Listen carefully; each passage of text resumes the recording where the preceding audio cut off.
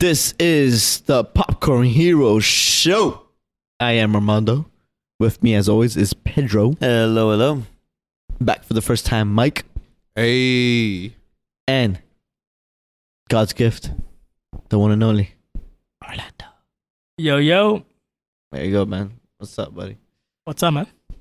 All right, guys. So today we're gonna be talking about Google Stadia, the new streaming platform. Yes, great word, Pedro. Essentially, it's a gaming platform. Yeah, a gaming streaming platform That Google's gonna be dropping soon. Yeah. We all thought it was going to be hardware, and we were way off. Yeah, way off. So let's break it down for the people who don't know what Google Stadia is, and then we're just gonna talk about it. Essentially, Of what it is for the future. Yeah, the future of gaming, which is, it could be a game changer if it is what it is. Pedro, you have the little breakdown. What do you think? I mean, I got a few little headliners. Let's get it. So pretty much it's going to be, like we said, it's a gaming system, but it's not going to be actual hardware. You're going to be streaming it. So you'll log into like your Google browser. Yeah, Google Chrome. Yeah, Chrome or Chromecast. Or Where's the Chromecast? Yeah, and then the Google phone, whatever that is. the Pixel. The Pixel. So you can essentially. So you could do the Chromebook. There you go. Chromebook was the other one. The Google Chrome web browser. Right. Pixel phone. The tablet. Mm-hmm. And Yeah, like and a Chromecast, which is TV. Yeah, so essentially, yeah, it's crazy. So one of the examples they did was, let's say I want to play Assassin's Creed, so I log on to YouTube from whatever, So you're watching a video of Assassin's Creed. Yeah, from whatever device, whatever Google device I want. And then I watch the trailer and I'm like, wow, this seems pretty cool. Apparently there's going to be a play now button after the video, under the video, whatever. And you click it and you're going to jump into the game, and I quote, as quick as 5 seconds. And it's going to be running at 4K, 60 frames per second. And possibly in the future, up to 8K. Can't even think that far. So no matter what device you're running it on, because in their tech demo that they did, apparently they grabbed one of the weakest laptops that they could think of. They played it and they were able to have it run on 4K, 60 frames per second, because they're running off of Google's servers. That's insanity. Absolute fucking insanity.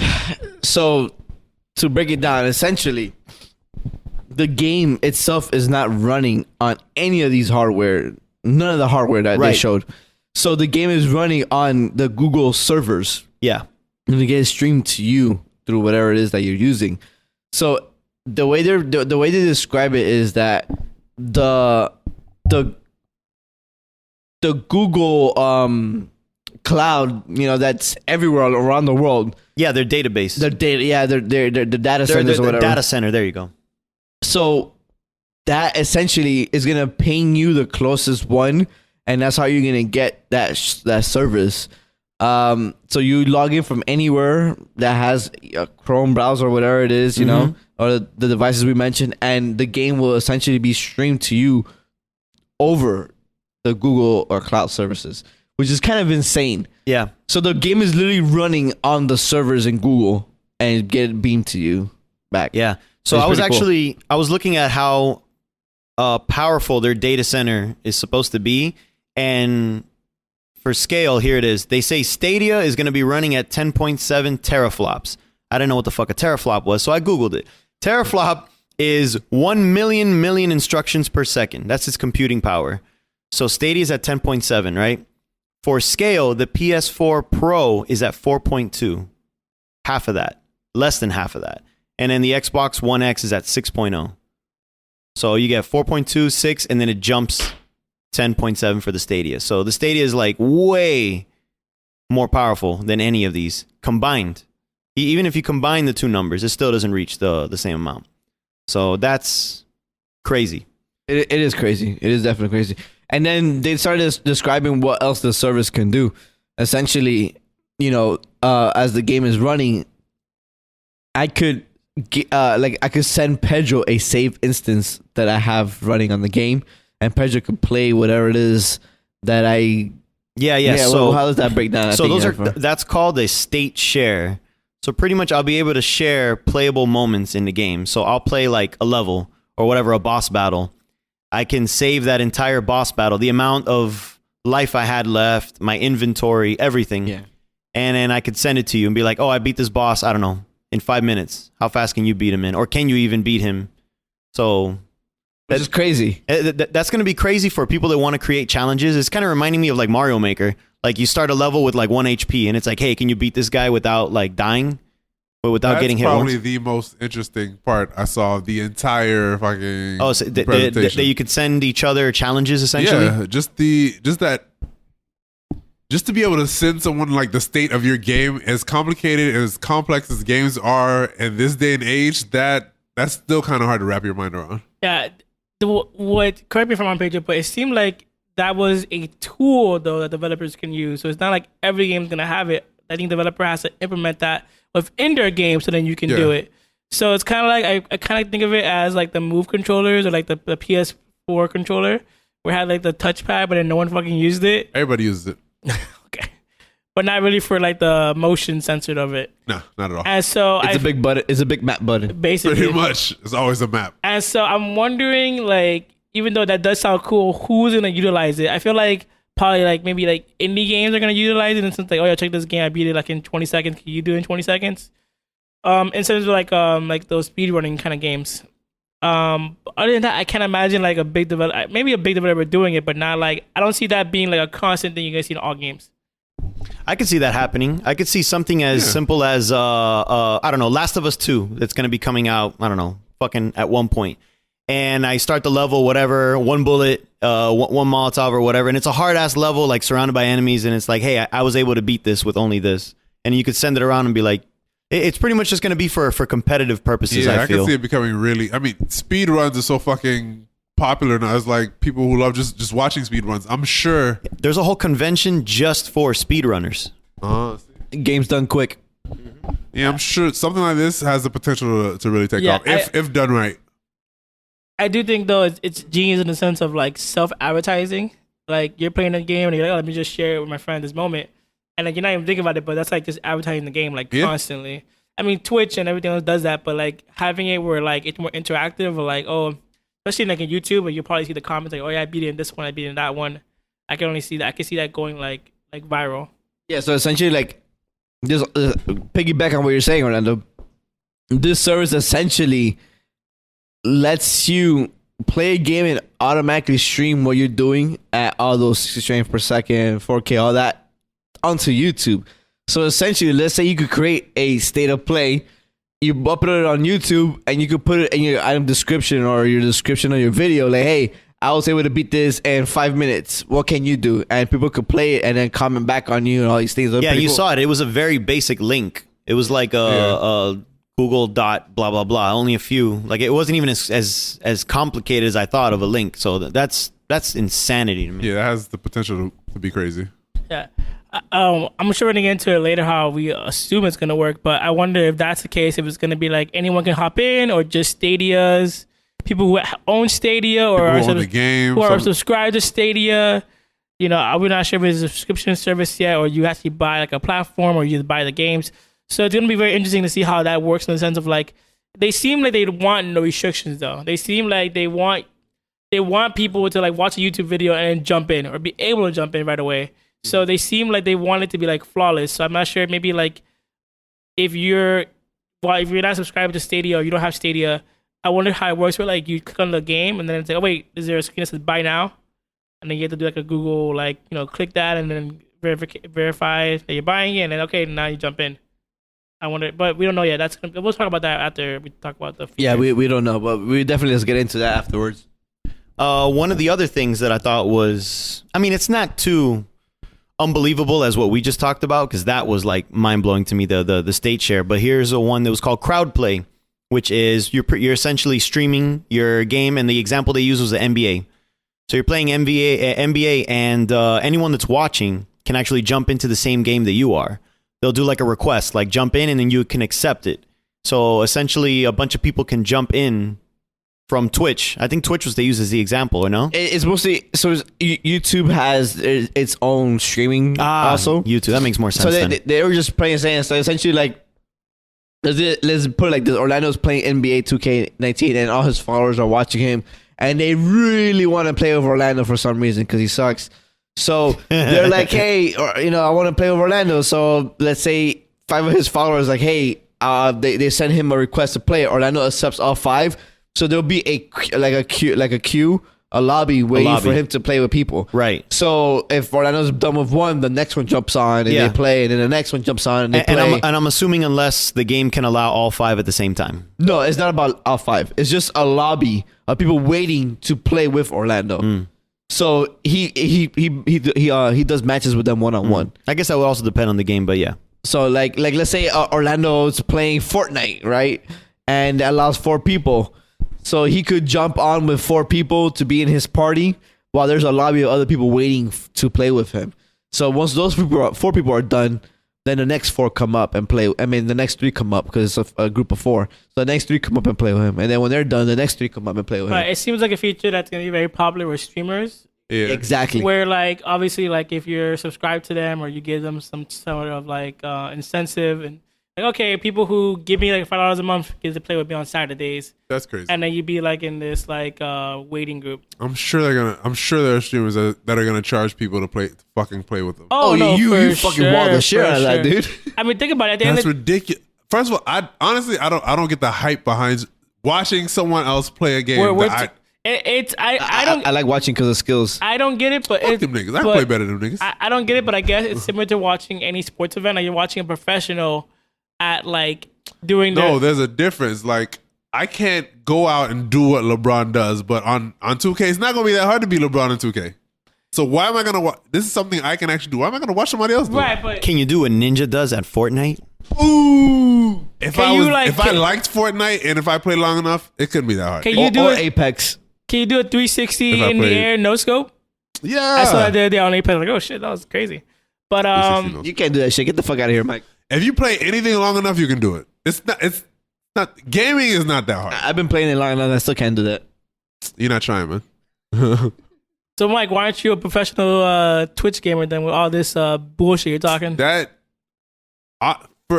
For all the real Stutter much? for all the real popular ones, you have to have that like a certain personality. I don't have that. I think you got personality.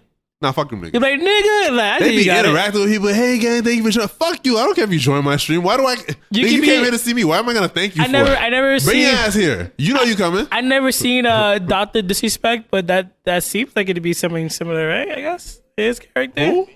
A very popular, popular streamer. Dr. Disrespect. Yeah, Jesus but Christ. I think you You gotta could. come up with a name like that. I can't be a streamer. But I think with your personality and your douchiness, I think people would gravitate towards it because You just call yourself 50 over Mike. especially if you were good at a game, people would join just to beat you at that game so they can talk shit back to you.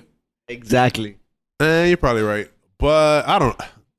I've thought about it a couple of times, but like especially because I know people stream like a lot of regular, even games that aren't multiplayer. But the way I play, I don't know how we got on this topic. The way I play games is like I'm looking for all the collectibles. I'm looking like Yeah. to watch. That shit is boring as fuck to watch. 100% agree. That's why I don't stream because Yeah. I gotta collect all of it, and people don't want to see me like checking every fucking door, Every checking corner, all the walls. Yeah, I've tried. Or the worst part is where people talk during cutscenes that they're playing for the first time. and I hate yeah, that. hey, I'm shit. playing Final Fantasy for the first time. Oh, look at this guy, and I'm like, dude, what the fuck? That's another thing. People are constantly talking during streams, and I'm constantly listening to what the fuck's going on. I'm in the zone, so I mean, super couldn't off be a topic, but streamer. I can't be a streamer. Well, that's why people don't, when they're streaming a game, they usually don't do games they play in the first time. Unless it's like a a lot of multiplayer people do game. it on launch. A lot of Especially people on do that. launch day, people do that shit all the fucking time. And I bet you they're not big people, that's why. I don't know. It couldn't work for me. Yeah, I agree. I don't like Twitch streaming. I just don't. you The only suck person regardless. I liked that I thought was like I wish they did more content, but they did it like years ago. Was from IGN Bobbia. That guy was fucking hilarious. His shit was good. His shit was good because it wasn't so good. It was He had the nothing. personality. It was nothing about the game. You could tell. You could tell it was about like it was like It's just his life. he already captured the footage and then he was just talking over it. Yeah. So that shit was fucking great because it's just like a story. Bobby. I'm surprised. He's somebody I go. Well, I only watched it because I was like used driving and watching shit on IGN. That shit was hilarious. He was so good though. I'm surprised they never like capitalized on his personality and then like made he him was like probably a. too busy. Maybe he probably didn't want to do it. Honestly, he probably was like It's just a lot of work. Yeah. No, because he pulled it. He got somebody like me to, and I hate watching fucking streamers. He got somebody like me. I'm sure there was an audience for him. But he's not. He wasn't a streamer though. I find him more to be a podcaster who has a video of him playing a game. But he could still do that. Like he could still put them There's on an Twitch. audience. Like he could capture the shit was footage and put it funny on as Twitch. fuck. But He was so good though. He was so good. I'm so And he had music whenever he had crazy kills. Yeah. Oh, And man, then was so he would good. like get a shout out like just do for the sick beat. Yo, it was so good. And a lot of people liked him though.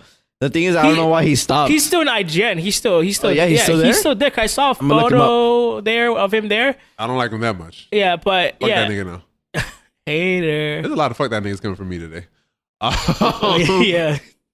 But I like tried like streaming something once without getting all the collectibles, and like there was like an itch in the back of my neck because I couldn't do. I wasn't playing the game how I wanted to play the game. I felt like I was just playing it just so somebody else could watch, and that shit it just wasn't working for me. Right. Yeah. I agree. All right, Twitch lifestyle aside. Yeah, Moving on to the next completely thing. Sidetracked. Okay, so mainly this conference that Google did for Stadia, it was mainly to pitch game developers to create content for their system because they're sure. like, hey, we got the system, it's ready to go, but we ain't got games for it. So everyone, check out how awesome we are. Start bringing in the games. So one of their arguments for bringing their games to them instead of anywhere else was because they said that the Stadia system will scale up to match their imaginations. For example, Watch Dogs was probably one of the biggest ones. Remember that E3 trailer, how fucking good it looked? It looked the so lies. good. And then it popped up on PS3 and it's like, yo, what the fuck? This is nowhere near as good looking as you said. And they said we had to scale it down because the PS3 couldn't handle it. Or even the Spider-Man game that came out. That E3 trailer, the first one, was so fucking good. Yeah, the It game. wasn't that different. I mean, if you side by side it, It wasn't Watch Dogs. no, you're right. I mentioned the crazy one first, Yeah. but Spider-Man, there was There was a difference though. There was a difference because I saw the side by side and I'm like, damn, the game looks great. Well, I mean, we already said the game is awesome, but it looked way better in E3, and we saw the problem. They're saying that with Stadia, that won't be the problem. So yeah, with PCs, you can push the limit, but then you got to buy another fucking PC. So with this, you won't have to buy anything else. You just got to run with the system. I think that'll always be a problem when they show you like a slice of the game. They're always gonna make that shit look way prettier. Yeah. Eventually you have to learn to stop believing shit you see at E3. For sure. But according to these promises, that's a thing of the past. We'll see. Exactly. There- Promises. There's a lot of promises here, but supposedly this will scale up to whatever it is rather than scaling down for the consoles. So I thought that was awesome because I am sick and tired. Like Watch Dogs was the biggest offender of that. I'm traumatized by that. Like I have your thinking. I'll always look at that E3 and go, nah, it won't be that good. Like I remember the Breath of the Wild one. I was like, yo, that shit looks so good. Yeah, it didn't. It looked great, but it looked nowhere near as good as E3. Yeah. You know what actually got me again at E3? Fucking what was it? I was about to say Left Behind. Anthem. Not Anthem. Nah. No, I mean that I still believe it's gonna be as good as it looked. the other zombie one, the one that's the coming Naughty out. Dog one, no. Days Gone. No, man. the Naughty I'm Dog. buying that. Last of Us. Last of Us. Last of Man, Us that shit is 2. so fucking good, and I have all the faith in the world. It's gonna be like that. I got a feeling it's going to be scaled down slightly. Nah, dude. If you think about all the Last of Us trailers, and that's exactly what the fuck we got. That's why I believe them. Shit is so fucking good. Naughty Dog has not done me wrong yet. I don't think it's gonna be scaled down. I just think that like No. some of that stuff where like she's like going into like the corn like going through like certain like furniture or some shit. That shit look like Was that like rooms to go, nigga? What the fuck are you talking about? But you're trying to say It was that a you don't store. think he doesn't think oh, those she, movements like are bumping possible. into shit, and right. It looks That's so, gonna happen. No, I believe them. But if you think for everything, look at it. It Yes. looks so staged. It looks Because so. the thing is that if you think about a lot of the Uncharted stuff, when he's running through a wall, running against a wall, he pushes himself off of it. They pay attention to that shit a lot. And that's why they're so fucking good because they care about those little things they do in the game. Uncharted 4 was full of that. Honestly, I felt like that about when I saw the first Last of Us trailer at whatever E3 that was, and it just looked like a lot of shit, a lot of random encounters that couldn't really happen in a game. And I was completely, totally wrong, because when I got to that level in that game, I was pretty much doing shit randomly that felt like that. Yeah, you're talking about the Uncharted 4 one. No, I'm talking about The Last of Us. I'm talking. Last of Us, yeah. For PS3. Oh, absolutely, yeah, for sure. I was like, is that really believable? That very first gameplay, yeah, that was great. Especially with her jumping in to save you. I'm like, yeah, that's all. That's scripted. No, and none of it was scripted. That was like in-game shit that could really happen. Yeah. So that's the only reason, because they've proven themselves before. Everything you just mentioned literally happened in the game. Yeah, exactly. And I was like, thank God that shit happened. Yeah. So good. Anyways, yeah. We keep getting sidetracked. We keep getting sidetracked, but it's all good. But it adds to the conversation. Like it's not this dumbass tangent. We're pretty much showing how skeptical we are, but at the same time hopeful. So one of the other things, this wasn't too crazy to believe because it just makes sense, was that they were saying that eventually with their server strength, Battle Royale games now have 100 people. They say that they can do it up to thousands, plural. They said what is hundreds today for Battle Royale games will be thousands tomorrow. So can you imagine a future game of Apex or That'd whatever? Be so insane to fuck with 1,000 characters. I wouldn't want it. I'd want it. I mean, 1,000 players, get out of here, dude. I think it'd be barely play Battle Royale games now. Dude, it'd be cool. I'd hop in just to see it. That's too much. That's too much people, dude. No. How much the Resistance 2 had? I remember. It's so good. No, but that game had a lot of people though. That's my very first memory of ever playing online. Is me and Orlando playing Resistance 2 online. That shit was so fucking good. No, but the thing is that game so many had players. a lot of players. But it was a small ass map, though. Right, that was the problem. Yeah. It was so small. Okay, so thousands of players. It was 100 players in a small map, a though, Orlando. massive map. I'm pretty sure map. it was 100 players in a small map. I know what I'm talking about in this example. So you still think 1,000 players too much? I don't think it's gonna be a massive map, though. With the power of Stadia, apparently the mind is limitless. I'm sure it'd be a massive map with 1,000 people. You can't. It's not like you can put 1,000 people on a Fortnite map and expect it not to be chaos. I mean, I'm honest thinking it's like chaos. I'm honest thinking 1,000 people in like Final Destination. Like, no, nah, man, that shit would be disgusting. There's no way that shit would work. It's insane, though. The thing is that unless that map is very, very big, it'll have to be as big as like San Andreas, Grand Theft Auto San Andreas. I mean the new one, which is Grand Theft Auto 5. It has to be just as big as that with 1,000 players, probably. Just to go back, we were talking about Resistance 2 has 60 players. Yeah, I didn't think it had like 100. But the map were small, so like you would die like instantly. It was so crowded. Yo, remember we used to be good. We used to be top of the charts, buddy. Top of the charts. Every kill counted. Every kill you made, it was like so rewarding. So. Yeah, dude.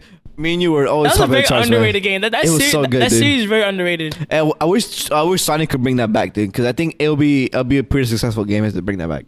I don't think that series is underrated. I think part 3 wasn't as good as the. No, people say part 3 was extremely good. I think it just flew under the radar. I think story wise, part 2 is the best, and I think part 3 was good, but I think part 3 was okay. Part 2 ended so great. Part 2 ended and then part 3 didn't live up to it for me. It didn't. That's true. Yeah, and I gameplay think, wise, it was still good. I think part 2 have multiplayer. They all had to have multiplayer. But I don't remember, but part 2 was definitely like the biggest multiplayer I ever had. A lot of players want it. But for this one, I mean, like Battle Royale doesn't really do it for me. So the idea of 1,000 players, okay, I'd play it just to see, but it's not really gonna be my thing. I really want to see how they would apply that to like the quote unquote games as service, like Destiny or Anthem. Like they could do so much more, and actually maybe some of those games could start to live up to their potential. So maybe they could actually be more like MMOs, exactly, where it's a big server. But I want it to be a living, breathing world. Like I could care less how big the fucking game is. It needs to be like a living world, you know? I want to see a game that's actually living. Because a lot of these games, they're not really that. They're just sometimes barren. And I think that's the reason why a lot of the new ones are kind of like, what the fuck is going on here? Like, why am I paying so much money when you promised me these lavish worlds? Essentially what happened with Destiny. Destiny, they promised you all this shit and you didn't get any of that. So I really want worlds that are fucking like living, you know, like you're in there and there's a whole bunch of shit going on, and like if Stadia could do that for me, that'd be amazing. Would you consider Monster Hunter a living, breathing world? I love how you always bring Monster Hunter because Monster Hunter is probably the best game as service game that's come out that was problem free. Yeah, because Destiny problems, Anthem problems, Fallout 76 problems. All these games has always had problems except Monster Hunter. Division 2 supposedly is really good. Fucking minute. Division 2 is really good though. Monster Hunter wasn't barren? Like what? You did what? You did one fucking thing is kill monsters. That's the whole point of the game. What? The game No, is- man. Destiny had a multiplayer. There were different fucking modes. In Monster Hunter, you did one fucking thing and that was kill monsters. That's all you did the entire game. The game is called Monster Hunter. That's ridiculous. Thank you, Orlando. And that to you qualifies as a good game of service. Repeatedly killing the same fucking monsters over and over. Nah, kiss my ass. That's just ridiculous. I mean, That's the whole point of the fucking game is to kill monsters. Mike is just mad we don't play with him anymore. I wouldn't. No, man. Monster Hunter, it was good, but I think you guys are overhyping Monster Hunter. Get the fuck out of here, dude, because you played the shit out of Monster Hunter. You played so much. I'm fucking out of here. He just got mad we jumped off. Now, it wasn't a bad game, but as I felt like Monster Hunter it wasn't worth the amount of paper. It wasn't worth $60. Monster Hunter is to this day, it's still not worth $60. Dude, that game was massive. When you That thought game was so massive. When you thought it was over, you were only halfway. Yeah, when you thought it was over, there was more. When you thought it was over, there was more. And when it was like finally over, there was still more. And wait, Mike, are you ready? Are you ready for the best part? Free DLC. Can Destiny say that? Nah, not at all. You're done with the game and you sit there with one raid boss until you pay $10. All right, but the raid bosses were something different. It was more intricate. The monsters, for the most part, of Monster Hunter, they didn't get all that much different. Yo, They had different man. Compared to how intricate. Do you guys remember the raids in Destiny? Compared to how intricate a fucking raid was, those monsters were not a single monster was anything compared to a fucking raid. Get out of here. Dude, get out of here. All the hard monsters you were saying, they were so extremely hard. Those are the raid bosses. They were hard because I was under leveled. The raids had nothing to do. Raids were part being the right level, but also the different mechanics you had to do at different parts in the fucking raid. No, man, get the fuck out of here. So everybody, welcome to Worldly Monsters, our Monster Hunter World podcast. Guys, it's a good game. It doesn't. It's a good game, but first of all, it wasn't worth the $60. I got it for free. Don't worry, we'll get on Division 2 and we'll feel much better. I'm gonna say something, but it's gonna spark something else. Mike, Destiny Destiny is not worth $60. Destiny's not worth $60. If Destiny isn't worth $60, Monster Hunter shouldn't be worth even half of what Destiny is. That's crazy. You can't give me a game where the only fucking thing I can do is kill monsters and tell me it's better than Destiny. You can make food. Okay, you win. And armor and weapons. You kill monsters to get more weapons. You kill monsters to get better armor. Dude, what the fuck you talking about? That sounds like Destiny. You can go fishing. You can build your house. So it's like How often did you go fishing? very often. Nigga, you ain't got shit else. I fished not one time in that fucking game. You fucked up because you fished to get better aquarium I monsters. guess he wasn't a good hunter then. Better aquarium. Yeah, in your house you get an aquarium where you can put those fishes in it. Yeah. I never went home, nigga. What the fuck? Home for what? So it's the monsters are there. Go outside. There you go. You just said it. You want to be out there killing monsters. You did exactly what you wanted it to. has a sim-like feel. You can Anyways, build your I hope house. Stadia will be able to make these worlds living and breathing like Orlando said. So like Armando said, so we can do more than fucking kill the same fucking monsters all day with no raid. Had a raid. It was called those dragons. Right. So, one of the other things that I had skipped that Stadia will be doing is if you're stuck on a part of your game, you'll be able to hit like the Stadia button, I guess, from their controller, and it'll connect you to YouTube, and you could just yell at them and say, "Hey, I'm stuck." And then I want to see how that works because it's weird. Yeah, so apparently it will screen. It will search. It'll search it based off what you have on your screen, so it'll figure out where you're at. So So you don't have to look for it in a video. It'll actually literally take you straight to the part in the video, so you can see how they did it, so you could do it in your gameplay. Right. So you get the videos that are an hour long. It's like, hey, watch me play this level, but it's an hour long, and you don't want to really scrub through it. So it'll scan. The example they use is one of the Tomb Raider games. It'll scan where she was. I think she was like like balancing on a fucking it's beam. a puzzle that she couldn't figure out. So then she searched for it and then scrubbed to the part where they solved the puzzle. So then she went back into the game and then they figured it out. There you go. So. That's not gonna help me. I don't really like to look at stuff like that. The only time is like when I'm trying to find Collectibles. all 100 hidden packages. Yeah. And is it gonna help me with that? Hey, I mean, it might. Maybe if you yell at it and say, Fucking hidden packages? no, if you're playing the next Assassin's Creed, where are 200 feathers? They'll tell you where they are. How they gonna know what feather I'm on? If I'm standing in front of the building, I'll be like, I can't reach that feather. How do I reach that feather? And it'll say, okay, you know. If that works as intended, I'm down for that. I mean, it's scrubbing through videos. I'm sure you're gonna get a video where a guy does nothing. He just happened to be looking at it, you know. yeah. So but- I can guarantee that's not gonna be like perfect, yeah. but it'll at least Maybe hit you. eventually it'll get there, but I don't think at first it's gonna work. It's as gonna well be as they like want. Google's voice, prediction shit like that. Like you'll say some word and then they were way off, Yeah. but they get better over time. I mean, that was pretty much the main stuff. I mean, they said like parental controls and shit, or they're actually creating their own games and entertainment studio where they're going to be creating their first party content. Yeah, they don't have a choice. They have to. But pretty much the gist of what this whole thing was that they wanted to create, like, apparently there's, I'm not into it like Mike. I don't like watching people play, but it's huge now. So they wanted to combine people that watch people play and people that play together so they could jump in or watch seamlessly. So they wanted to just combine those two communities. It's a market that's growing like fucking crazy, and everybody at this point is trying to get some kind of piece of that fucking pie because there's just so much money in it.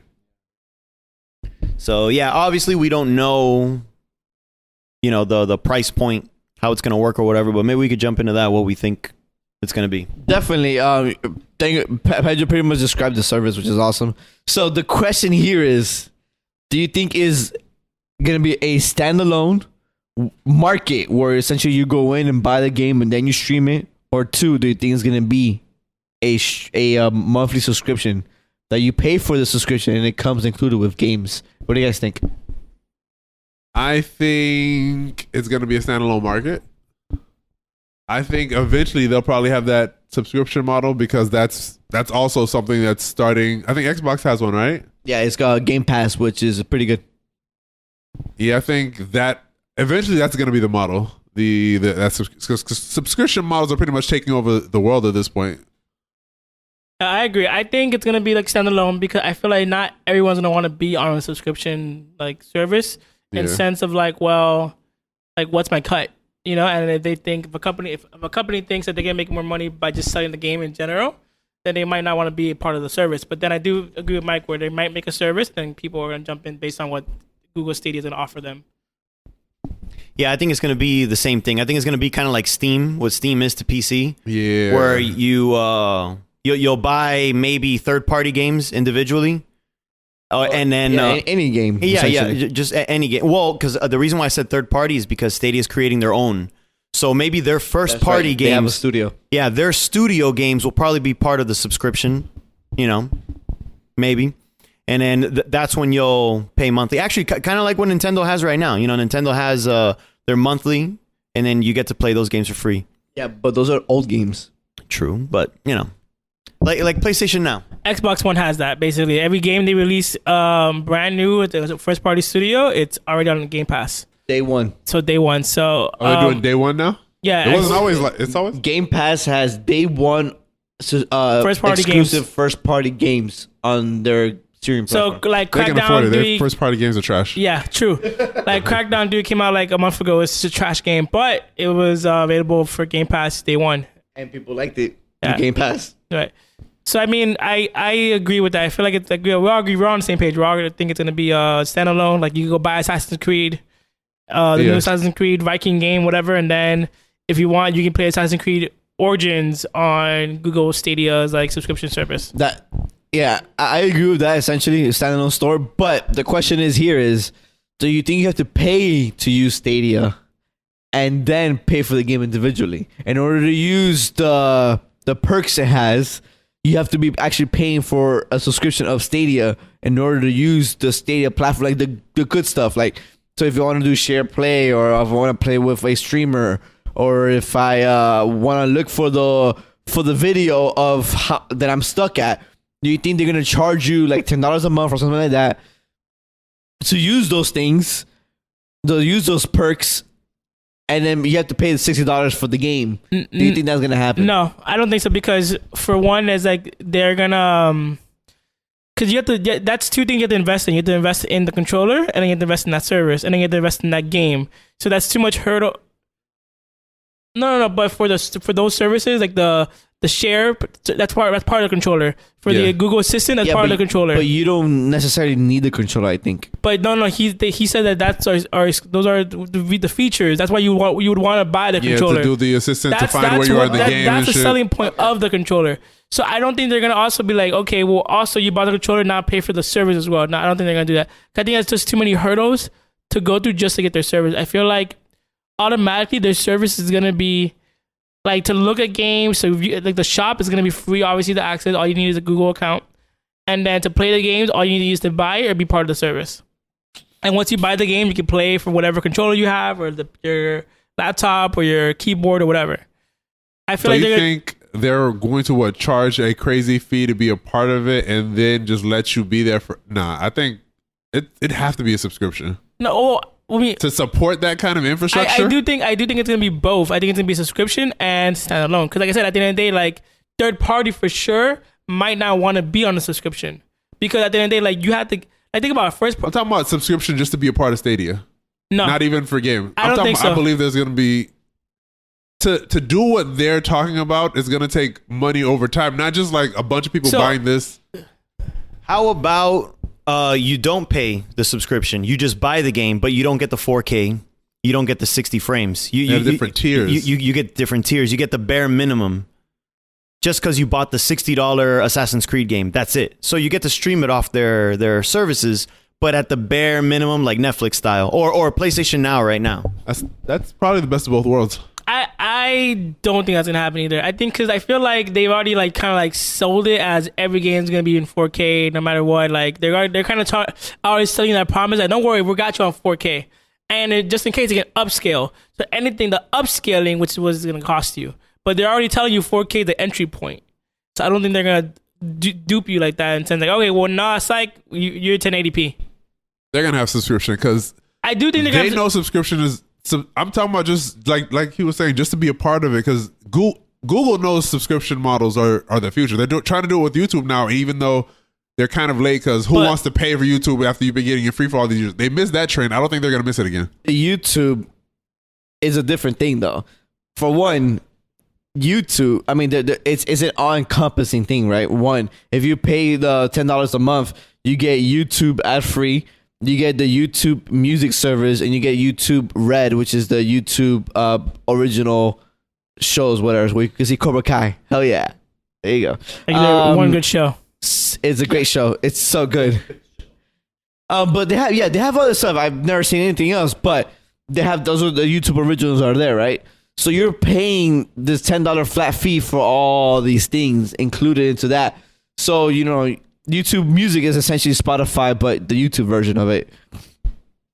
So there's more to it than just paying for YouTube, essentially. You know what I'm saying? But so, like, I do agree in a sense what Mike's saying. Maybe they probably include Google Stadia Hive features into that service, and you pay $15 a month, and then you get all these Stadia things, but you still have to buy the game a la carte. That just sounds like too much of a heavy price point to just jump in. Because I'm just saying, not for what they're offering. It doesn't sound like. I agree, but then I'm also going by their keynote. Their keynote seems like they wanted to make you feel like it's seamless. And then, like, let's say you don't have Stadia, and you want to buy the game, like, oh, it's $60, buy now.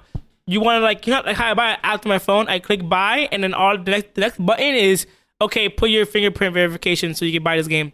And I feel like they're gonna go that route. They don't want you to be like, oh, okay, you want to buy? Okay, which service do you want? Okay, the service. Okay, now buy this game. I feel like they want to make it like super. They want you to get you in and out. They want you to experience the service.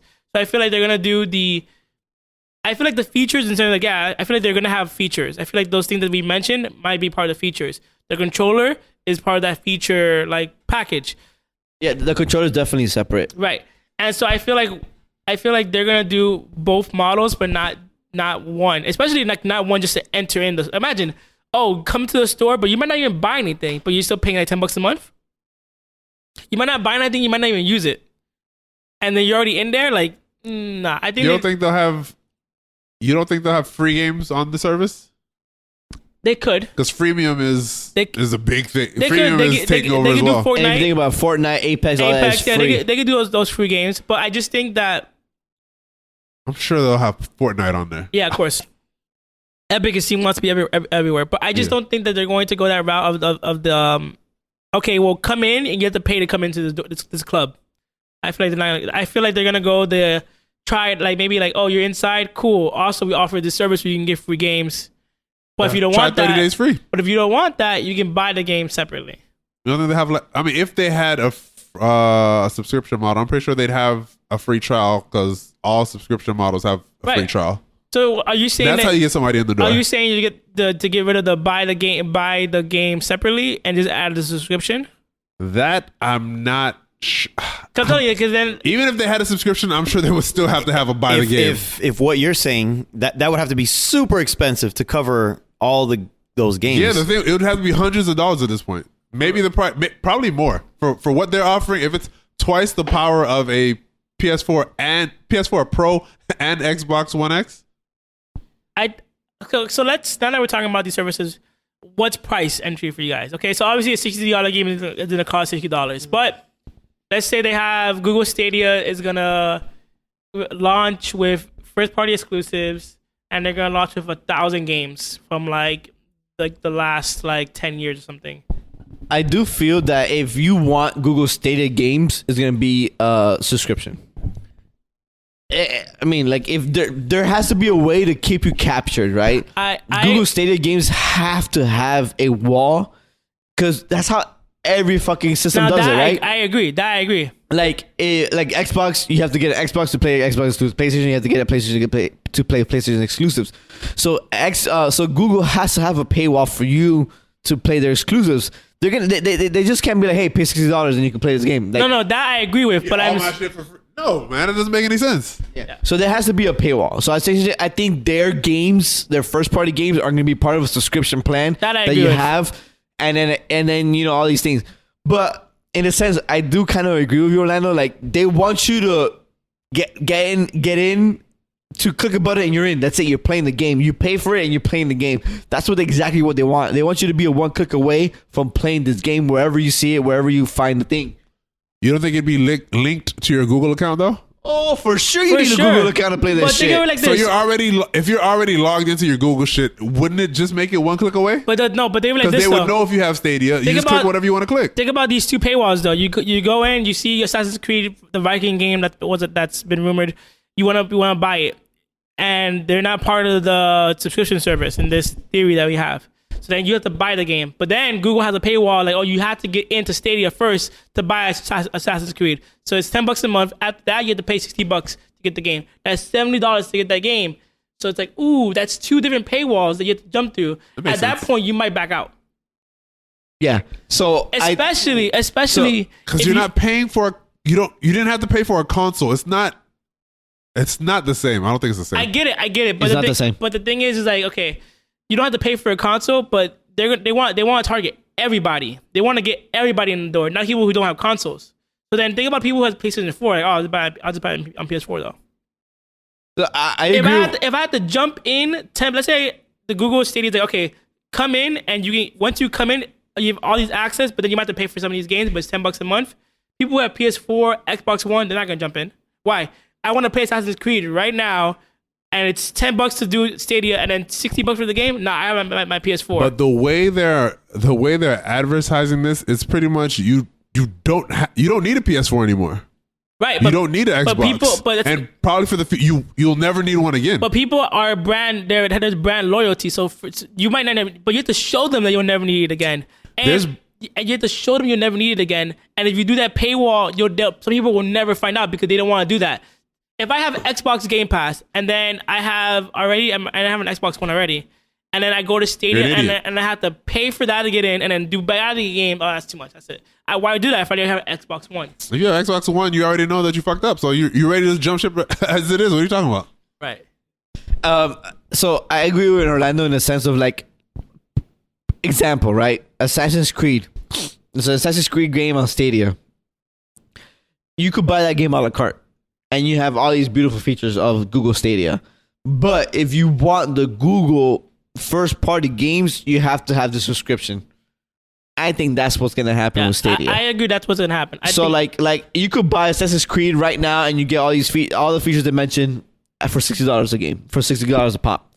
But if you want these Google first-party games and all this great shit, you have to get Google Stadia subscription membership. And I feel like their thing is gonna be robust in terms of like, okay, well, here is Assassin's Creed Origins. Here is Assassin's Creed Odyssey. Here is Tomb Raider 1, 2, and 3, because by that time, that Tomb Raider will be probably pretty old already. That doesn't make any sense because whatever their first party games are isn't enough to justify Stadia. We don't know that yet.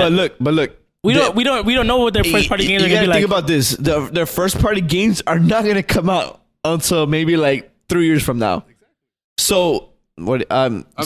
Yeah, so it doesn't justify getting a Stadia. Yeah, but that's what I'm saying. Right now, it's gonna be a la carte, like Orlando says. If you want Assassin's Creed, you pay $60. You get all these great features from Google Stadia, right? 3 years from now, they're gonna introduce a subscription plan. And if in order to play this fucking brand new that uses all these amazing teraflops and all this crazy shit that Google Stadia could do, you have to get Google Stadia subscription service to play this game. But I think what Mike says as well, Mike has a good point, where if you introduce it later, people are going to be like, oh, well, I don't want it. But right? I've been getting this shit for free. Fuck y'all. Right, but which is pretty much what they're, like I said with YouTube, is what the issue they have. I agree, but then like if you make it so good that they can't, like Game Pass is a good deal. Regardless of what you think of it or what you think about Xbox One games, it's a good deal because one right now, it is a good deal. We're not it's so good. It's not relying on streaming, which is not. Yeah. It's that Google is the only company that I feel like Google and Microsoft are the only two companies that I feel like they can do streaming correctly. And Amazon. And Amazon. Talk about this. So right now they're not relying on streaming; they're relying on downloading. So say, okay, you're good on that, so that's a good feature. And then the Game Pass is very successful now, and it came in late in the game. So it's successful because honestly, I feel like with Xbox, you don't really have a choice but to get. That's another conversation. You hate Xbox so much that you're like, yeah, you have no choice but the Game Pass. So you think there's gonna be a price to get the Stadia or one standalone price? An entry price? I think the stores, it's like Steam. The store's open for everybody, and then you buy the game whenever you want to buy the game. But it's not just, the thing is, Steam is a store. Okay. People don't pay monthly for Steam? No. I feel like Stadia is gonna be essentially Steam gets a percentage of the buy, yeah. So I feel like that's gonna be like that. I feel like Stadia is gonna essentially be a storefront. But Stadia does, unless they're taking a huge percentage of these fucking games. But the thing is that it does so much. When you think about companies that could take a hit for a little bit and recuperate, because think about it like this. Google is a company that could do that. Google and Apple most could take a hit on consoles sell at a loss. We know that most consoles, the PS3 for like the first few years, exactly, the PS3 sold at a loss, even though it was $600, it still sold at a loss, and it lost a generation. Exactly, and I feel like it evened out. PS3 lost that generation. Okay, but regardless, we know that most consoles sell at a loss. Yeah. So until they release like their slim version, or even right now, Microsoft's going to release a diskless version, most consoles sell at a loss. So Google has to take that same strategy. We're going to take a hit in the sense of like, you come into our store, because I feel like they're going to be a storefront at first. You can buy whatever you want, make profits off of that. Obviously, our services are going to be fucking bananas, and we're taking a hit off of that. But think of it like it's fucking Google. And it's not like they're building new services. This is running already on existing services. So they're not servers. They're not like building new infrastructure. Yeah, this is using existing servers infrastructure that Google already uses. So it's already using for your Google searches. Exactly. So it's not like it's building something new. This is already using that. Granted, more power, and we don't know how technology works in that sense. But obviously, it's going to cost them money. But they're not building this from the ground up. So they can take a hit now. And that's essentially what every gaming company does at first. They take a hit and then they wait for you to buy the games. Yeah. Essentially, console makers don't make money off of consoles. They make money off of software. Right. And then like the average person only buys like 10 games a year. If that, because I don't buy no fucking 10 games a year. Me neither. Exactly. Man, I just shut that number out, but it probably is low. Probably less than that. But think of it like that. In that sense, they're taking. How do you think console? I feel like that's a heavy. they can afford it. They absolutely can afford to take a hit. But I feel like it'd be more of a hit than for a traditional console manufacturer at the beginning of a life cycle. I don't think so, because if you think about it, I mean, like Orlando's saying, they're using existing infrastructure. They're probably beefing it up a little bit more and whatever, but they're not doing anything different. They're using existing infrastructure. They're using YouTube and like maybe the Google Store or whatever, something they already have. They're just adding to it, and you are click on the button to do anything you want. And the thing the biggest thing they're doing is running the game. That's the biggest shit they're doing for you. And the quote unquote the add-on services they have on the games that the state play and shit. But that's pretty much all they're doing, dude. And when you think of it like this, but that's a lot though. For millions of people, that's a fucking lot. Okay, but think of it like this: every game that you're gonna see, like what they're pretty much saying is that like you naturally can watch a YouTube video and then get the game, or you are like in Reddit and you see the game pop up. Like they're essentially saying that advertising is gonna sell you the game. That's what they're saying, basically. That pretty much like you're gonna whatever device you're on, wherever you're on, whatever you're doing, we can sell you the game. Meaning advertising is gonna sell you the game. So the fact that your eyes are already there and you click on that, guess what? That's advertising money going back into their pocket. So the fact that you're already clicking on that is an advertising link. Oh man, their first party games are gonna have so many ads. Probably. But that's why I feel like in the sense of like, okay, they're taking a hit, but they're gonna make that money back, because everything essentially that they're trying to sell you on is because like, oh, you see on Reddit or there's a post on Reddit, and everything you click on, what do you think that goes to? It goes all back to them. I don't think it makes sense not to have a subscription, not to start with a subscription model, because every console has everything has a subscription model. I do think they're gonna start off with a subscription model. I do think that. I think that they're gonna say, hey, listen, here's 1,000 games. Obviously, it's like old games, like I said, Assassin's Creed, Odyssey, blah blah, and then their games come out eventually. And then but I do think it's gonna be like both. It's gonna be a subscription model. When did they get their first party studio? Their first party studio probably opened maybe sometime this year, because they just hired that lady that she was on the stage. She was just recently hired from Ubisoft, so that studio is literally brand new. So any games they're cooking up must have been maybe between last year and this year. So they're nowhere near even showing off, even maybe like a concept of a game they're not close to. No, fuck no. They're like 3 or 4 years away. All right. But that's the thing. I just don't think that any new games, like unless it's a game that might tank in general or might not do well, is gonna be like on their service at first. Because I feel like most games sell within like their first like 5 or 6 months. That's why after like a 6-month period, you see them like heavily discounted.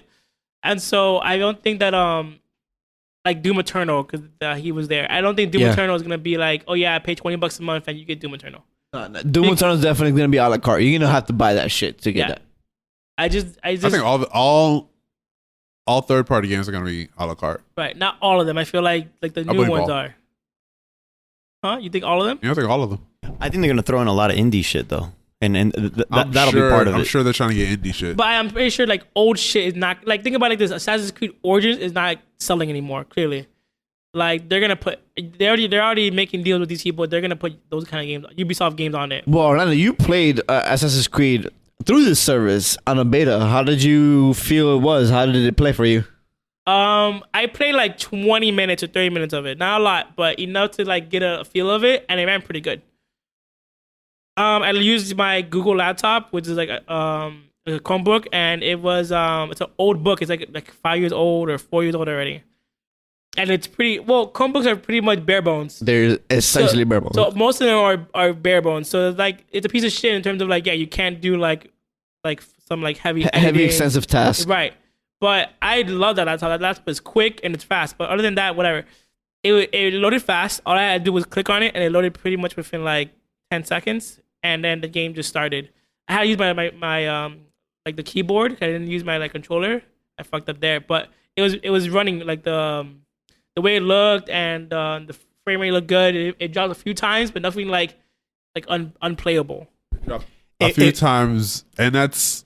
So, I mean, how many people are probably really playing that? So you're saying it wasn't running? I mean, obviously your computer couldn't handle it. I'm still very cynical in thinking that it's gonna run like that for free and then pay for it monthly, and it'll run at 4K 60 frames per second. Well, I don't think they're gonna do that, but they said that the ideal speed you should have to run these games is 25 megabytes per second. Let's talk about that. Let's talk about the cons, which essentially the cons is internet.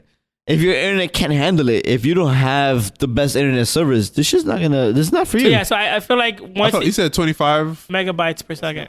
That's kind of what you have to have now to play online. 25 is bare bones. Yeah, but the thing is, I don't have 25. A lot of internet services don't have 25. On PS4, I don't have 25. What do you have? I don't know, like 18, 19. Who do you have? I don't know.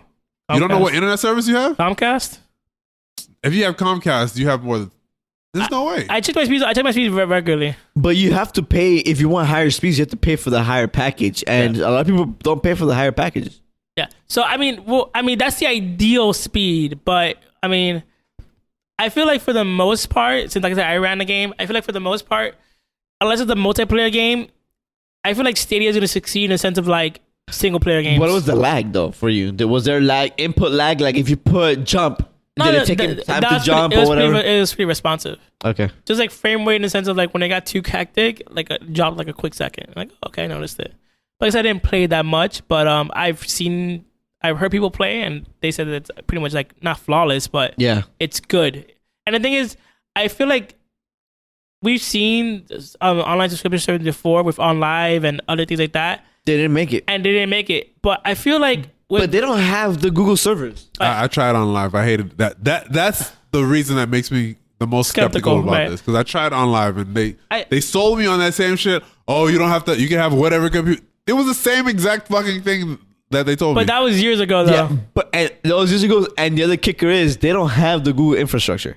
The Google infrastructure is they have server farms everywhere. Google is practically the internet. Just like let's get into this right now. Just like other companies that have the potential to do this correctly. Microsoft, they have server farms everywhere. One of the biggest cloud services out there, which is Amazon. Amazon has servers everywhere. So it's one of these things where like these three companies have the potential to do that, and they can't do it because they have the backbones and the infrastructure to run all this shit. Right. But online, what the fuck did online have? Right. They don't have shit. But they can't run that shit. More importantly, I didn't know this at the time. They sold me on a dream. Oh yeah, of course not. You didn't know that by the time. But if you think now that you know and you think about it, the only three companies that could do that is Google, Microsoft, and Amazon. And more importantly, not only do they have like the infrastructure in place, they have the capital, and so they absolutely have the capital. They can take a hit. And Amazon does a lot of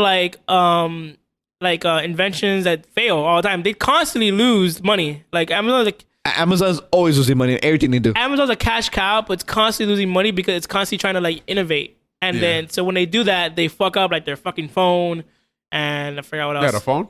Yeah. Yeah, they had a phone. It was terrible. And they had a gaming thing, which is already it's pretty much dead already. I don't know about the Fire Stick was the Fire Stick is a Chromecast. No, but they had a gaming. They had a gaming controller and everything. I don't remember. Yeah, I don't know anything about that. Our guy page. They have a gaming studio, but I don't know about a gaming platform. Yeah, I is believe the gaming studio recent? It's been there for a while. Oh. Yeah, so I believe they have a gaming studio, but I feel like they have like 3 games. I think. I feel like it already tanked. I feel like unless they're gonna come back with it, Amazon's not gonna drop that. No, but I'm sure. Yeah, those companies do have more than enough capital for an idea like this, but this is something that's never been done before. I get, okay, Google has the infrastructure, but let's say millions and millions and millions of people get on this day one to try that. I don't know if their infrastructure has ever been taxed this way. If you think about it, a lot of people use Google all the time. Everybody uses Google Drive, Google Gmail. People use Google searches, to YouTube. So it's not like billions of people are not already on top of on their servers every day, using it every day at the same time. So yes, I do agree that it's a different type of thing of like streaming a game to somebody. So you're running the game in your server and you're beaming it to somebody else. No, they haven't done that. Millions and millions and millions of times. They haven't done that. So that's a completely different type of servers they're gonna input. They're gonna have now like fucking running in the servers, which could make it very taxing. So who knows? Maybe it runs flawlessly. Maybe it runs terribly. I don't know. I don't know. I do think like Google keeps releasing shit though, and everything that has to do with Google services seems to be like running on a smooth pace. Like when I'm saying Google Home has released, Google Chrome, like yeah, we use the Those internet, are standalone. but I'm saying, though. but they keep releasing things, and each time they release these things, it's still in conjunction with everything else they release. And Nah, man, whatever happened to the what were those glasses they had? Google Glass. Where are those shits at? That's different though. That failed because like I think Because legal reasons is why. legal reasons. Like pretty much, you couldn't wear those to the movies because you'll record the movie. You couldn't take those to a casino because you'll record it. Pretty much, people were scared of being recorded at all times. It was like a privacy issue. It's the U.S. This is what we do now. We recorded all of the time. So yeah, so we'll see what happens with the Google services. I'm interested to see. I feel like I said, it's either Google or Microsoft or Amazon to come out on top of this, and I feel like Microsoft is already like hinting at it with Scarlet, and supposedly they're gonna have it's gonna come out soon. They're gonna have two Scarlet? their Xbox, the new Xbox. So essentially, It's Scarlet rumored. is their Google Stadia service, but for Well, so Microsoft. supposedly it's gonna be two Xboxes, where one is One streaming. one and streaming, yeah, I remember yeah. that now. So, and I think they're trying already with an Xbox One that's gonna become this Microsoft list. is trash. I got no faith in them. I don't have faith in them in terms of first party studios, in terms of game wise, but I think of innovation and I think of like customer loyalty and customer Microsoft and innovation. you don't think so? Well, look, Microsoft is the key of innovation. If you think about it for the gaming console, if it wasn't for Microsoft creating their online services, we will never have online play. They're the ones. They're one of the first companies who ever did that, and they made it good, and they did it. They made it popular. So if it wasn't for them, none of us right now would be playing online with Right. each other. So that's one of the biggest innovations they ever done. If Nintendo and Sony were still running the ship, We would have never had that. Nintendo, they still behind. Yeah, to this day. Yeah, you guys are right. They're like, oh, we don't need that shit. So they popularized that. Halo was one of the biggest games they had that popularized Team Deathmatch, King of the Hill, all that shit. Nah, man, that shit was on. They brought it to consoles, but that shit was on PC for years. Yeah, but it was on PC though. You know what I'm saying? Like the home consoles have been around since the 80s and they had none of that shit. PlayStation 2, they had none of that shit. They didn't have the PlayStation technology. 2, I think, had SOCOM Online though. Yeah, PlayStation There you go. PlayStation 2 you had to have a fucking network adapter to your PlayStation 2 in order to play online. But Xbox had that shit inside the box. So it's one of those things where Xbox did those online innovations that to this day we're still using, and they still are the leaders in that. And just a simple Not the fact least of one, get out of here. new competition. They had to connect. Fuck them. New it just brings the fact that new competition brings in new innovations. Yeah. And even the Xbox One with the Kinect, guess what? Then came out PlayStation Move, and guess what? Then the Wii came out, and then Wii was first, and everybody else followed. Yeah. Kinect. Connect, it was after Wii. Really? It was their. Mm. It was their move. Okay. I was like, yeah, Connect's gonna be better, and that shit was so trash. yeah. So I did like the dance game though. That shit was fucking. I feel Don't like tell anybody that anymore. so I feel like even if Google Stadia fails, I feel like the future is gonna be streaming. Maybe not now. Even if it fails now, I say within 10 Future is years. streaming. I say within 10 years, it's gonna be very common for you to stream. And that's the pros right there, right? If you think about it, the biggest pros of Google Stadia is they'll change the fucking game. Yeah. It changes the game.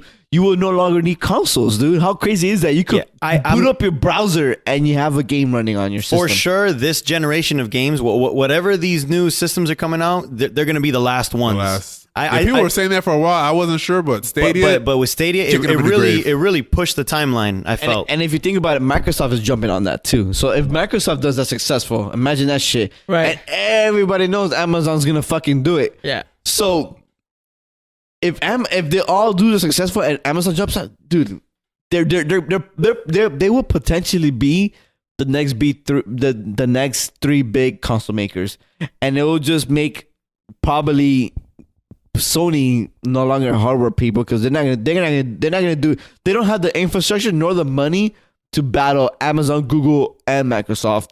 So they're gonna potentially be just fucking publishers, just like Sega became after the demise of the Genesis. So I'm never gonna get that PlayStation 9 they advertised years ago. Probably not, dude. if all these streaming platforms are successful, PlayStation is gone, dude. I They're feel gonna like- be they're gonna literally be publishers. I feel like PlayStation That hurts. right now they haven't really said anything yet about their future and like their future ideas. But I feel like they're aware of what's going on, and I feel like they're gonna have a certain contingency plan for that. I mean, it might not be as strong. You have a lot of as, faith in Sony, dude. I mean, they have PlayStation now. That's kind of right? But it's not as successful. It's not, but supposedly it's better. Have you tried playing PlayStation now? It's supposedly it's No. better. Is Yeah. it good? Oh, it is. I heard Yeah, it's better. I remember we got like a code to get it for a month, and you didn't want it, so you gave it to me. I used it for a month. I thought it ran pretty good. Yeah, it had its lag from time to time, but pretty good. It had a selection of all the games that I didn't want to buy again for And PS3. how long ago was that? That was a long fucking time ago. Exactly. So, but I've heard it's only gotten better. Like the selection only of get games better. have gotten better. The connection speeds have gotten better. So if I thought it was decent then, it's probably pretty and good now now. they're like Xbox. They allow you to download the games. Some Right. some games. And I feel like at this point we need pretty good. Like when Stadia comes out, I'm not expecting it to be like amazing, but I expect it to be No, I'm pretty expecting good. it to, from they're selling it as 10 leagues ahead of amazing. Yeah, but that's what you do. You always I will settle for amazing at the least. you always tell a girl I'm a walk and roll, and then it happens. You're like, psych, just see. So you always go big, and then No, not me. Hey, like, there's double-edged swords to all this, right? One, do you have the internet to support Google Stadia? And if you have the internet, then check, then go try out the servers, and if it runs as smooth as you potentially want it to be, or as you think it's going to be, then you are a successful customer. You're like, this shit runs amazing. I no longer have to buy a PlayStation or Xbox or none of this shit. I could just run all these games on my Stadia platform now, and that's amazing, right? But then, if you don't have any of that, then you can't fucking do this. You can't do Google Stadia. If you don't have a console, if internet service that gives you more than 25 megabytes per second, you are fucked. This is not going to run good for you. You're going to have lag, you're going to have stutter, you're going to have input lag, which is the fucking worst thing you could ever have on a game. No matter how beautiful the game looks while you're running it, if you press up and 5 seconds later that guy jumps up, you're fucked. Do you remember when we were playing Mordor like that? Yeah, it was so bad. It was terrible. Wasn't it a terrible experience? It was Because so bad. you were running off of my console. Yeah. He goes, "Hey Pedro, I'm playing Mordor right now," and I was all the way in LA, and I jumped on. I fucking went forward, and like 30 seconds later, my guy goes forward. What the fuck It was was going on? so bad. It was so bad. PlayStation allowed. I don't know if it still does, but it allowed you to share your instance essentially. So Pedro will be able to play. And it wasn't an instance. I pretty much took control. Oh, yes. It's like he wirelessly gave me his controller. For the PS4? Yeah. So I'm playing his game, and he's streaming what I'm playing. So pretty much he handed me the controller 3,000 I've never miles actually away. tried that feature. I know what feature you're talking It was terrible. It was horrible. It was about. so Damn, that bad. sounds disgusting. So imagine if you don't have the internet service to support this, you're gonna have a terrible time with this, and you're gonna tell everybody around you, don't fucking do it. It was bad. So do you think, it's too early to tell. Do you think maybe Stadia in the future can release a tiny box system where maybe you can download the games and play them offline? I don't know. It's Maybe if they run into too many problems of people not be able to run it correctly, they'll potentially do that. But that's not the fucking reason why they're doing it. It defeats the purpose of having a Stadia. Exactly. for sure. And in that case, you just go back to regular systems. You want to get the people where they already are, right? If you have people with Chrome browser, they can instantly access it. If you have Chromecast, which a lot of people do now, you can instantly access this. If you have a phone that has a Chrome browser, you can instantly access this, So that's what they want you to have. They want to get people who already have that to play a game and spend money on the servers and all that, What they could do maybe is like for certain like laptops or whatever, like if you have the memory space, maybe it could do like a memory check and then like, okay, well you can download a little bit of this game so it runs better. Xbox 360 used to do that. Like you would have the disc and you put it in and it's like, oh, if you download a little bit of the disc to the hard drive, because back then you just use the disc, it wasn't download. Because now we put the disc in and it still downloads. Yeah, that shit doesn't make any sense to me. Before it didn't do that. Before you put the disc and it would just play the game. And But you can download to make it look. You're right. yeah, I do and remember Xbox that. One's like, oh hey, look, you have some space. Download the game a little bit of the game, and it's gonna run better. Yeah. So what if our phones now have so much memory? If you download anything, it defeats the purpose of Stadia. I agree with you, but maybe they can do that. Like, hey, you're not running at 25 megs. That's I'm supposed to load this thing within but 5 seconds. but the thing is, if you're not using their ideal megabytes, that's not on them. That's I on don't you. think they care about those people, honestly. Probably not. If you're trying to play a game and stream shit and your speed is under 25, fuck you. Right, but what if they say, hey, Not fuck you, but we noticed you're running at 10 megs, but you also have 100 gigs on your phone or laptop, whatever. Hey, you can download 10 gigs. I think that essentially defeats the purpose of I that. agree with you, but 10 gigs of that game. So Right. then you got to get 10 gigs of the next game you play, and then the next game. I It's not understand. gonna happen. I understand, but then like I said, if their entry point is 25 megabytes, but then they want to include, It's recommended. yeah, That's not even a high entry point, honestly. right. It's not, but It's not for that big people, of a for people barrier. who don't hit that, maybe they can do that. 'Cause They're not gonna do that because essentially what you're telling them to do is you're downloading a game into your system. They don't want that. They want the game to run off their servers and they're just feeding it to you. Right. That's all they want.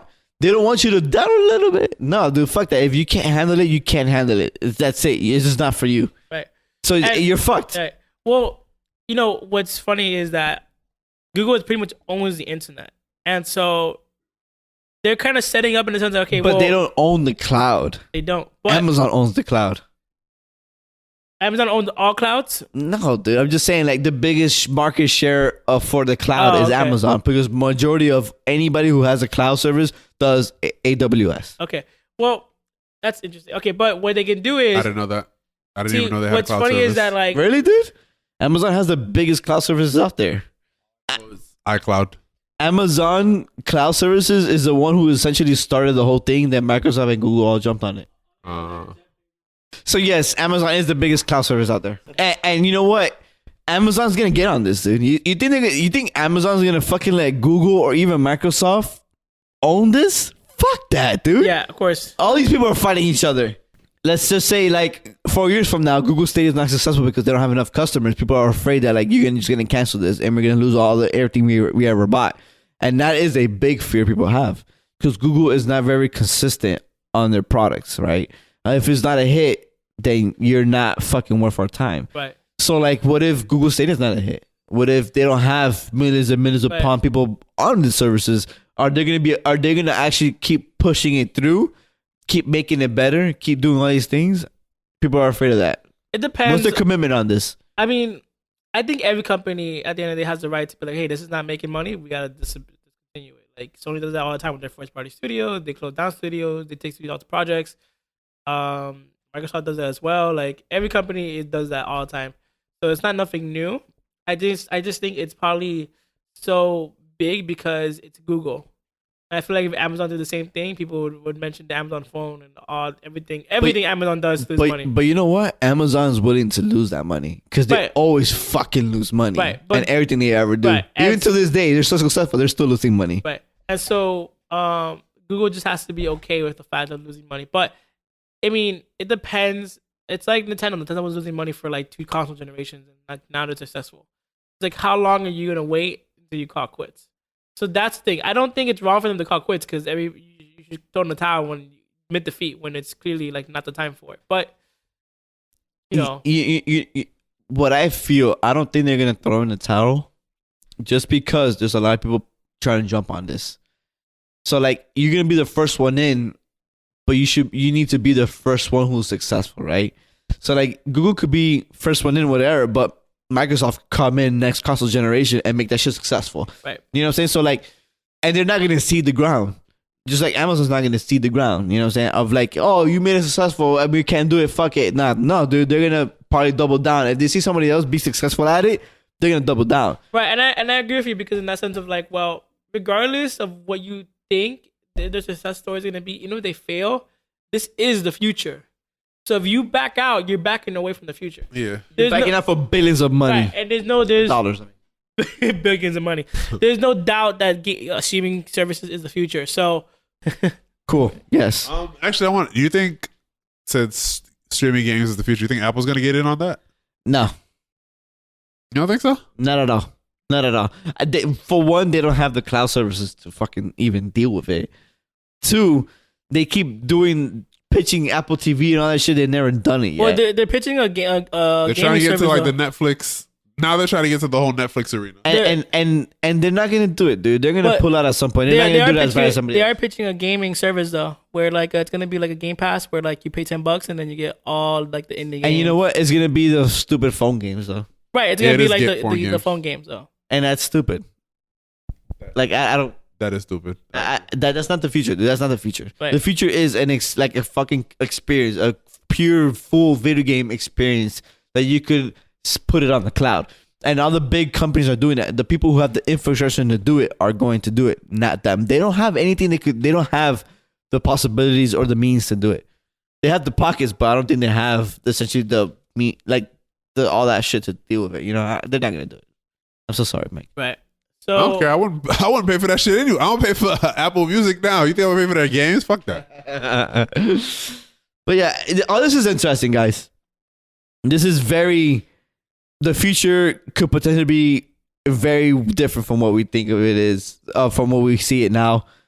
And hopefully do you guys want it to be successful? I mean, all of this is very consumer friendly. So like I said, competition breeds, like I said, breeds innovation. So this is only best. This is only going to get better for the consumer. Like think of it like phones and everything. Like technology has made our life so much simpler. And gaming now is going to that route where it's going to become more simpler to just game whenever you want. Yeah. So I feel like it's going to happen either now or later, but it's going to be a great thing for consumers all around. For sure. I agree with that. You agree with that, Mike? Yeah, I agree. Definitely. Yeah, I'm looking forward to this. For damn sure. I'm looking forward to see how it... I'm cautiously optimistic right now. Yeah, cautiously optimistic for sure. Because if anyone can do it, it's going to be these guys. Yeah. I would love to see if it's actually successful. But it does sound too good to be true. It but sounds too good. But so do a lot of things until they're fucking happen. So I mean, if you think about it, online play right now still has fucking lag. Yeah. Yeah, so, absolutely. So we'll see. Time will tell. Time will tell. All right, ladies and gentlemen, hope you enjoyed this podcast about the future of gaming, Google Stadia. Let's see if it is going to be a hit or not. Follow us on all the social media platforms. We posted a lot. Let us know what you want us to talk about next time. Later. Outro. Bye-bye.